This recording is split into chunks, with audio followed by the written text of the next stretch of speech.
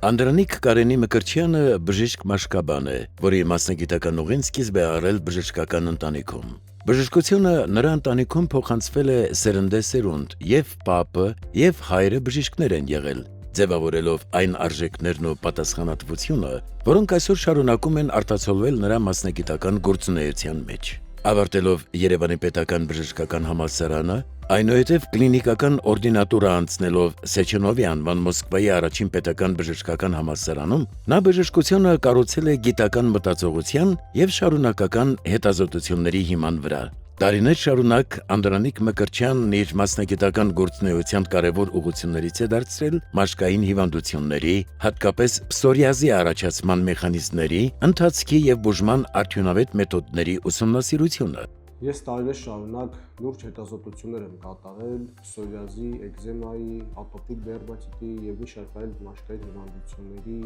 նպաստող գործոնների հայտնաբերման մեջ։ Այդ հետազոտությունների շնորհիվ մենք այսօր հասել ենք այն արդյունքին, որ պսորիազի բուժումը տևում է 3 ամիս։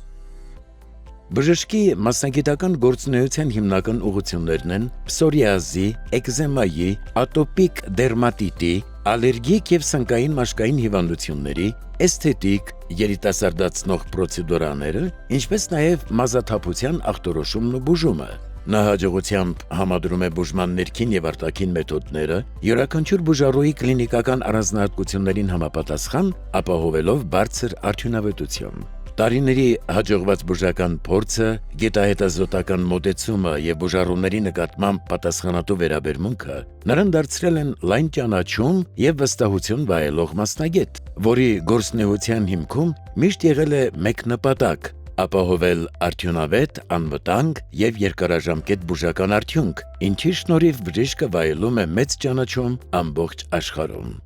Անդրանիկ Կարենի Մկրտչյան։